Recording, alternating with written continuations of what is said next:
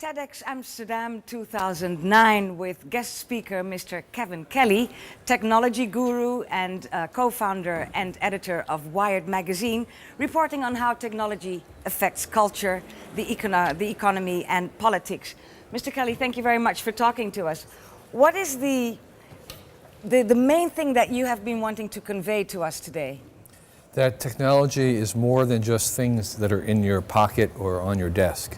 That it's a larger force that's running through not only our lives but the entire universe, and so we can become part of something bigger than ourselves when we participate in technology.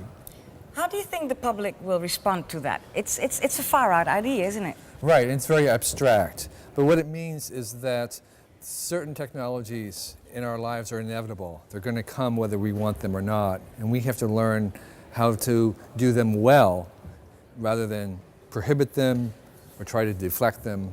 So they're coming and we can make the choice about how we make them happen.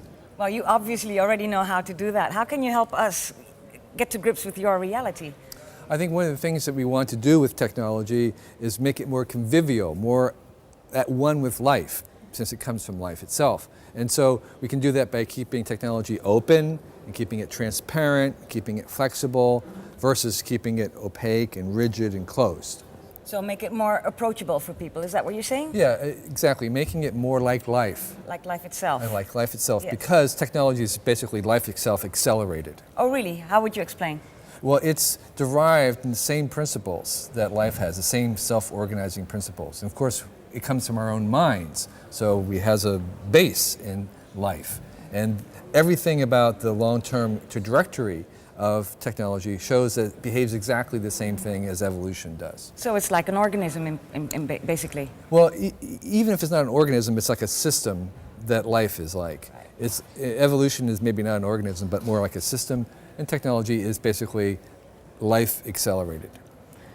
So you really embrace the web, the World Wide Web, and the fact that it's actually taking us over, all of us. And on the other hand, your vision, and more specifically your book, Out of Control, was an important ingredient for the movie The Matrix, in which technology actually really does take over human life. Right. So it's most people's worst nightmare. Right. How do you feel about it? I think there's always going to be a tension in technology between its autonomy and the fact that it also brings us blessing. And we have the same kind of conflict with our own children. We want them to be more autonomous, but at the same time we want to have some control or training of them. We don't want them to be just doing anything. And I suggest that we take that same kind of similar stance to our technology as if they were children. So we have to teach technology? We have to teach technology, we have to train it, we have to find good friends for it, we have to find a good job for every technology. What do we teach technology now so that it doesn't turn mean on us in a couple of years?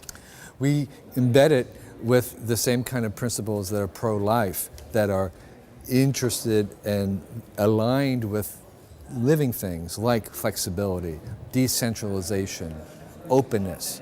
And so we put those kinds of things into our technological. So we're teaching it to choose, to think, to feel? No, it's not conscious. It's more like a bacterium. We're just trying to keep it open and flexible and decentralized. I see. So what will be left of human values once your vision is reality? The human values will be in our technology. That's what we want to do. But we'll have taken leave of it then? No, we're not going away. No? No, technology wants us. It does? Just as we want to have the maximum number of species around us. We're not interested, or we shouldn't be interested in eliminating all the species of the world. Our quality of life increases the more varieties of life there are. Technology wants us because we can train it. Does technology actually love us and take care of us? I don't know if it can love us, but we can love technology, and we're actually beginning to love technology. I think technology is becoming complex enough that we can actually lose ourselves into it. In the same way we lost ourselves into a cathedral of redwoods or a beautiful meadow by a lake, we find that there's a certain kind of reflection of bigger things. I think we're going to find the same thing with the technology that we make. So is that the price we're paying for it?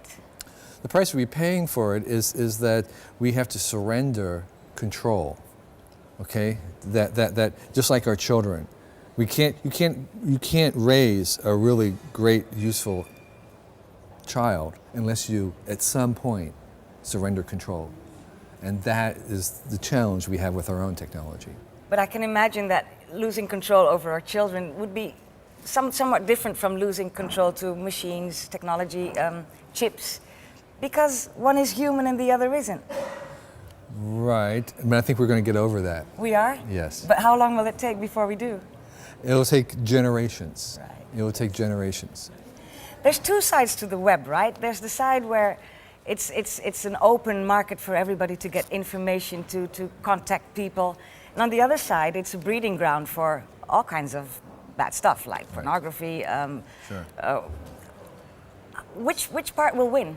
Well, a technology is not powerful until it can be powerfully abused.